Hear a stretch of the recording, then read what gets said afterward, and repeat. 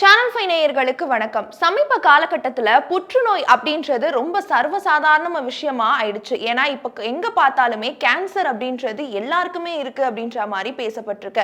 சமீப காலகட்டத்துல கூட கேன்சரை பத்தி நம்ம ஒரு வீடியோ பேசியிருந்தோம். அதாவது ஸ்கின் கேன்சரை பத்தி பேசியிருந்தோம். சாரி கட்டுறது மூலியமாவும் சரி, தாலி போடுறது மூலியமாவும் சரி, நம்மளுக்கு ரேஷஸ் வரும் அப்படின்றது நம்மளுக்கு தெரியும். ஆனா இந்த ரேஷஸ் எப்படி கேன்சரா மாறுச்சு அப்படின்றத பத்தி நம்ம பேசியிருந்தோம். இதுக்கு பேரு ஸ்கின் கேன்சர் அப்படின்றதையும் சொல்லி இதை தொடர்ந்து புற்றுநோயிலே நிறைய வகையான புற்றுநோய்கள் இருக்கு.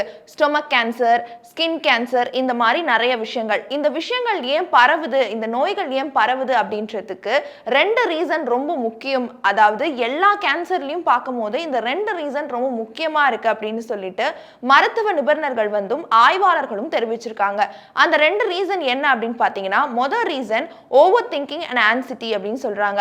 ஓவர் திங்கிங் ஆன்சிட்டி இருந்துச்சு அப்படின்னா கண்டிப்பா ஹார்ட் அட்டாக் தான் வரும் அப்படின்னு நம்ம எல்லாரும் எதிர்பார்த்திருப்போம். ஆனா கேன்சர் வரதுக்கான ரீசனுமே அந்த ஓவர் திங்கிங் ஆன்சிட்டியில இருக்கு அப்படின்றதையும் ஆய்வாளர்களும் மருத்துவ நிபுணர்களும் தெரிவிச்சிருக்காங்க.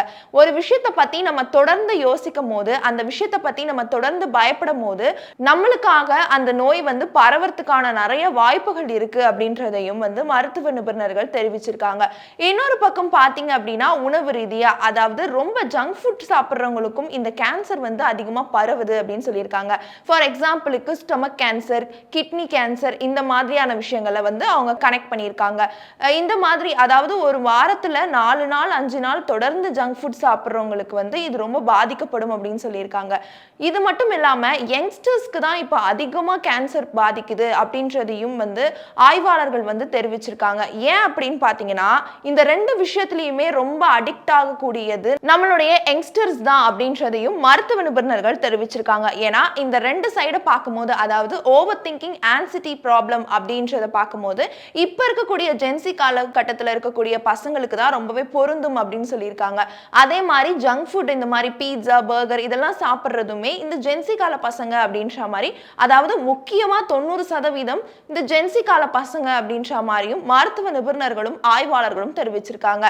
இதை தொடர்ந்து இந்த கேன்சருக்கு என்ன ஒரு சிகிச்சை மையம் இருக்கு அப்படின்னு பாத்தீங்கன்னா, கீமோதெரபி சிகிச்சை பண்ணலாம் அப்படின்றதையும் மருத்துவ நிபுணர்கள் தெரிவிச்சிருக்காங்க.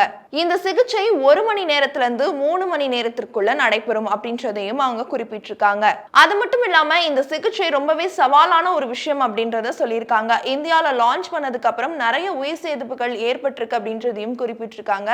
அதனால இந்த சிகிச்சை பண்றது மூலியமா நிறைய பேர் மருத்துவர்கள் ஆலோசனை பண்ண அப்புறம் தான் இந்த சிகிச்சை நடைபெறுது. இது ரொம்ப சவாலான விஷயம் அப்படின்றதையும் ஆய்வாளர்கள் தெரிவிச்சிருக்காங்க. இதை தொடர்ந்து 3.6 லட்சம் இதற்கு தேவைப்படும் அப்படின்ற மாதிரியும் மருத்துவர்கள் சைட்ல இருந்து சொல்லியிருக்காங்க.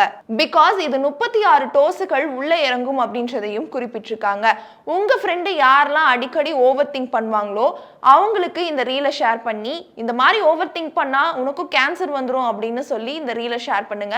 இதே மாதிரி யூஸ்ஃபுல்லான வீடியோஸ் பார்க்கணும் அப்படின்னா சேனல் 5 நியூஸை ஃபாலோ பண்ணிக்கோங்க.